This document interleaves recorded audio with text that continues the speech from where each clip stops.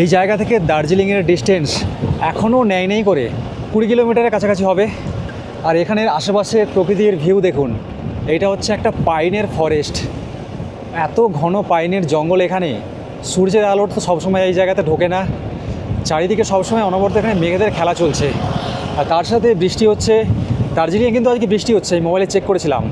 আর এই রোডে যাওয়াকালীন দেখতে পাচ্ছি বেশ কিছু জায়গায় না বৃষ্টিপাত অলরেডি মানে 1% মানে হয়ে গেছে আর কি। দেখতে পাচ্ছেন এখানে রাস্তাঘাট মানে ভেজা রয়েছে, বেশ কিছুটা জায়গা জুড়ে দেখছি মানে কোথাও বৃষ্টি হয়েছে কোথাও হয়নি। এই হচ্ছে মানে পাহাড়ের একটা ওয়েদার আর কি, কখনো রোদ্দুর কখনো বৃষ্টি।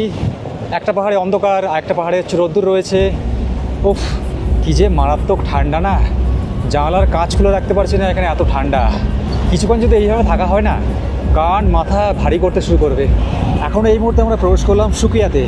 সুকিয়া হচ্ছে একটা পপুলার জায়গা দার্জিলিংয়ের মধ্যে। এখানে চারিপাশের ওয়েদার দেখেছেন তো কী অবস্থা। এটা হচ্ছে লোকাল মার্কেট, কিন্তু মার্কেট দেখাই যাচ্ছে না, চারিদিকে মানে মেঘে পুরো ঢেকে গেছে এরকম অবস্থা।